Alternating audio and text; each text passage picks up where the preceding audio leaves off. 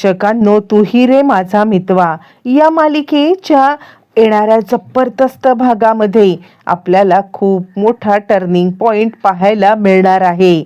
आता आजच्या प्रोमोत तर आपण पाहिलेलं आहे की सुजाताने वल्लरीला पाहिलंय आणि तिचा पाठलाग करत ज्या वेळेला ती आता मागे मागे यायला निघाले त्याच वेळेला जबरदस्त टर्निंग पॉइंट येत तिने आता रंगे हात पकडले वल्लरीला.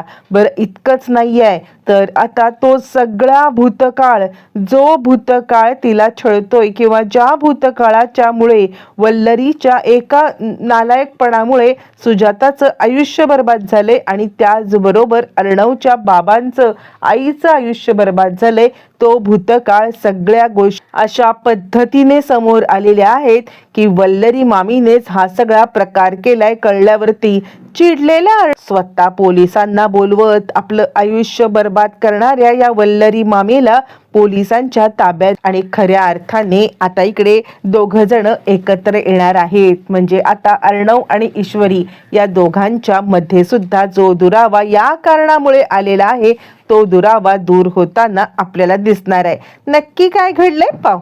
आता इकडे सुजाता भाजी खरेदी करत असताना तिने तर पाहिलेलं आहे की वल्लरी म्हणजे तिला ती बाई दिसलेली आहे. तिला काही त्याचं नाव नाही माहिती, काही नाही माहिती, पण हीच ती बाई ज्या बाईने आपल्याला आतमध्ये जा इंटरव्ह्यू द्यायला आणि मी जसं सांगते तसं करा असं सांगितलेलं आहे. आणि ती वल्लरीचा पाठलाग करत करत चाललेली आहे.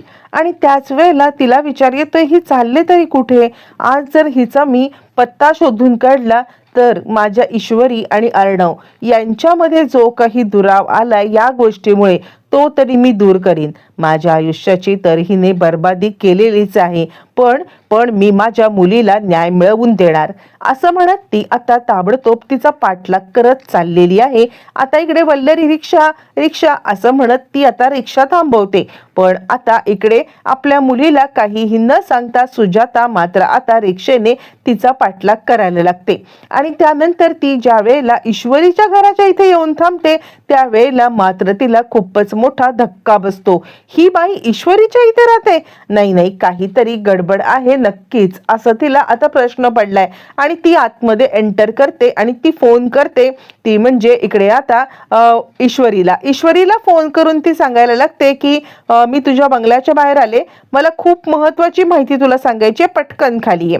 त्यावेळेला ईश्वरी अर्णवला सांगते की आई खाली आलेली आहे तर आपण पटकन खाली जाते मी. यावरती अर्णव तिला तिथेच थांबायला सांगतो आणि तो सुजातासोबत भांडण्यासाठी म्हणा किंवा तिला जाब विचारण्यासाठी खाली जातो. तो ईश्वरीला खाली जाऊन देत नाही. ईश्वरी सांगते आई माझी तब्येतीची चौकशी करायला आली असेल कदाचित, पण तो काही तिचं ऐकत नाही. तो खाली जातो. खाली येऊन पाहतो तर आता सुजाता त्याची वाट बघत थांबलेली आहे आणि त्या मागोमाग ईश्वरी पण येते. पण तो ईश्वरीवरती चिडतो आणि तुला एकदा म्हटलं ना कुठेही जायचं नाही, तू थांब इथे. मग आता ती पडद्या आडून हे सगळं ऐकतीये. मग सुजाता आलेली आहे. जावई बापू, मी तुम्हाला मोठं सत्य सांगायला आलेली आहे. मी ज्या वेळेला भाजी मार्केटमध्ये गेले होते त्या बाईला मी पाहिलं. यावरती मी जे काही सांगते ते ऐका, ती बाई मला दिसली होती. यावरती आता अर्णवला बाई बी कोण माहित नाहीये. तो म्हणतो कोण बाई, काय बोलताय तुम्ही. त्यावरती ती सांगायला लागते बाई म्हणजे मी तुम्हाला जे काही सांगेल ते नीटपणे ऐका. तुम्हाला विश्वास ठेवायचा आहे नाही ठेवायचा आहे हा तुमचा प्रश्न आहे, पण माझं भूतकाळ आहे तो तुम्हाला ऐकायलाच पाहिजे.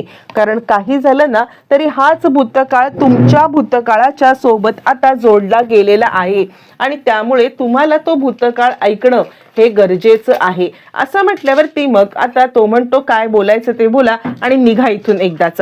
मग ती सांगायला लागते खरं तर मी काही म्हणजे जे काही हा फोटो आहे किंवा हा फोटो तुम्ही नीट पाहिलात तर तुम्हाला व्यवस्थितरित्या कळू शकतं की या फोटोमध्ये तुमचे वडील कोणत्या अवस्थेत आहेत. नीट फोटो बघा. त्या दिवशी सुद्धा तुम्हाला मी तेच सांगण्याचा प्रयत्न केला पण तुम्ही माझं काही म्हणणं ऐकलं नाहीत. आत्ता तरी प्लीज माझं म्हणणं एकदा ऐकून घ्या. मी त्यावेळेला तुम्हाला सांगत होते की या फोटोमध्ये तुमच्या वडिलांना गुंगीचं औषध देण्यात आलंय. मग फ्लॅशबॅकमध्ये ती सांगायला लागते की ज्या वेळेला मी इंटरव्ह्यू देण्यासाठी गेले होते आणि त्याच वेळेला इंटरव्ह्यू द्यायला जेव्हा गेले त्यावेळेला एक बाई मला म्हणाल्या की तुम्हाला इंटरव्ह्यू द्यायचा आहे ना, मग तुम्ही एक काम करा, मी जे सांगते तेच करा. आणि आता त्यांनी मला आज जायला सांगितलं आणि त्यानंतर त्यांनी सांगितलं की त्यांची थोडी तब्येत बरी नाहीये, तुम्ही इंटरव्ह्यू घेताना त्यांची जरा काळजी वगैरे घ्या, असं मला त्या म्हटल्या. आणि त्यानंतरच मी आतमध्ये गेले होते. आता त्या बाईंनी असं का केलं, काय केलं हे मला माहित नाहीये. त्या बाई त्यांच्या कोण होत्या हे पण मला माहित नाहीये. पण त्या बाई म्हटल्या आणि मी विश्वास ठेवला. मी विश्वास ठेवून ज्या वेळेला आता इकडे आतमध्ये गेले आणि त्यावेळची घटना मी तुम्हाला सांगते. यावरती आता अर्णव चिडतो, मला काही ऐकायचं नाहीये, खोटं बोलताय तुम्ही. यावरती मग ती सांगायला लागते, नाही मी खोटं बोलत नाहीये. मी आत गेले त्यावेळेला त्यांनी मला सांगितलं होतं, म्हणजे त्या बाहेरच्या बाईनी, की त्यांची तब्येत बरी नाहीये, म्हणून मी आत गेले त्यावेळेला आता इकडे मी पाहिलं तर काय, म्हणजे ते स्वतः एकदम अस्वस्थ होते आणि काहीतरी त्यांना होते. मला वाटलं त्यांची तब्येत वगैरे बिघडले का, म्हणून मी फक्त त्यांना हे करण्याचा प्रयत्न केला तर ते गुंगीत होते. त्यांचं डोकं माझ्या खांद्यावरती पडलं आणि तितक्यात मीडियावाले आले.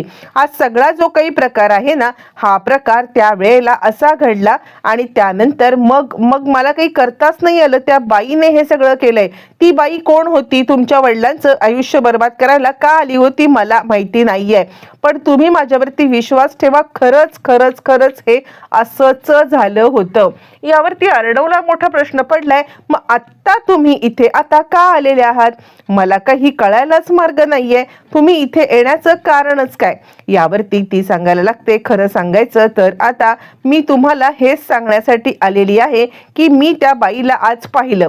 यावरती तो म्हणतो, मग काय, तुम्ही त्या बाईला पाहिलं तर त्याचं मी काय करणार आहे, असं म्हटल्यावरती आता इकडे ती सांगायला लागते, मी तुम्हाला तेच सांगते, ती बाई तुमच्या बंगल्याच्या दिशेने शिरली.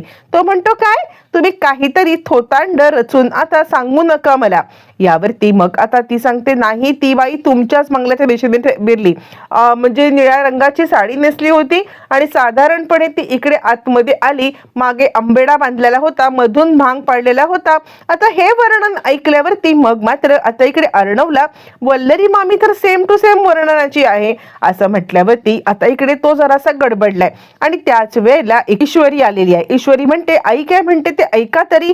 यावरती तो म्हणतोय, पण अशी बाई इथे घरात एंटर झाली. यावरती ईश्वरी सांगायला लागते, काम करा ना, घराचा बाहेरचा सीसीटीव्ही फुटेज आईला दाखवा, मग ती सांगेल ना ती बाई कोणती, तिला समजेल ना.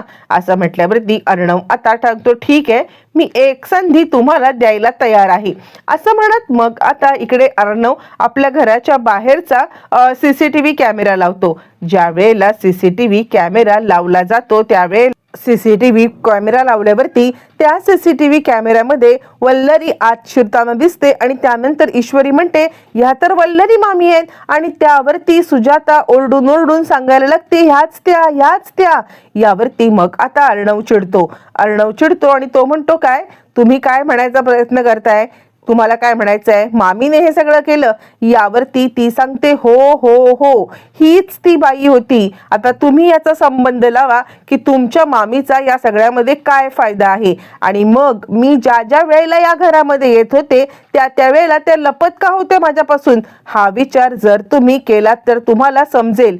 यावरती तो म्हणतो, काय बोलताय तुम्ही, तुम्हाला समजतंय का, तुम्ही माझ्या मामीवरती किती घाणेरडा आरोप करताय.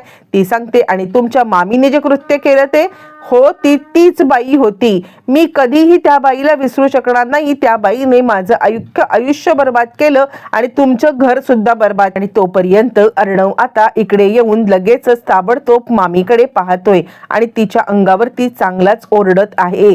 प्रेक्षकांनो, हे सगळं चालू असताना तो म्हणतोय, वल्लरी मामी तू. त्यावरती ती म्हणते, आता ती बघा, हा, ती म्हणायला लागते, नाही रे, ही काय पण बाई बोलते, ही काहीही बाई बोलतेय, मी हिला कधी भेटले पण नव्हते आणि ही सांगते की मी हिला इंटरव्ह्यू द्यायला पाठवली. आता ती तिच्याच कशी जाळ्यामध्ये अडकले बघा प्रेक्षकांनो. ती आता तिच्या जाळ्यात अडकून आता काहीही बडबड करायला लागले. कारण आता या सगळ्यामध्ये तिने विषयच कोणी काढलेला नाहीये की आता ह्या बाईने काय सांगितले किंवा तिला बोललाच नाही अर्णव की तू काय केलं होतंस इतक्या वर्षापूर्वी वगैरे वगैरे. आणि त्यामुळे आता इकडे तो म्हणतोय, आत्ता जर का हे सगळं तू बोलतीयस ना, तर मात्र हा सगळा प्रकार आहे, तूच हे सगळं केलेस, तूच हे सगळं केलेलं आहेस असं म्हणत तो आता तिच्यावरती चांगलाच चिडलाय. आणि त्यानंतर मग आता चिडलेली ईश्वरी म्हणते, का माझ्या आईचं आयुष्य बर्बाद केलं आणि का माझं आयुष्य सुद्धा बर्बाद करायला तुम्ही आता निघालेले आहात, असं म्हणत प्रेक्षकांनो आता इकडे खूपच मोठी मालिका टर्न आउट झाले. आणि त्यानंतर आता इकडे ईश्वरी खूप चिडलेली आहे. आत्ताच्या आत्ता पोलिसांना बोलवते. अर्णव म्हणतो हो बोलव, आणि ताबडतोब ईश्वरीने पोलिसांना प्रेक्षकांनो बोलवल्यावरती इकडे आता चांगलीच भंबेरी उडालेली आहे. ती म्हणजे आता पूर्णपणे वल्लरीची, आणि वल्लरी या सगळ्यामध्ये टोटली अडकलेली आहे. आत्तापर्यंत अनेक कटकारस्थानं करणारी ही वल्लरी टोटली अडकत आता मात्र खूपच मोठ्या वळणावरती चाललेला आहे. आणि त्यानंतर अर्णव आता आलेला आहे, तो म्हणजे इकडे सुजाताकडे. आणि माफ करा, मी खरंच खूप मोठा तुमचा दोषी आहे, मला खरंच माफ करा, हे सगळं मामीमुळे झालेलं आहे. आणि त्यानंतर मामीने ही सगळी प्रॉपर्टी हडप करण्यासाठीच हा सगळा डाव रचला होता, हे सुद्धा सत्य आता प्रेक्षकांनो समोर आलेलं आहे. मालिका तर आता खूपच रंजक वळणावरती आले आणि मालिकेचा टर्निंग पॉइंट आलाय. मालिकांचे असेच अपडेट रोज जाणून घेण्यासाठी चॅनलला सबस्क्राईब करा.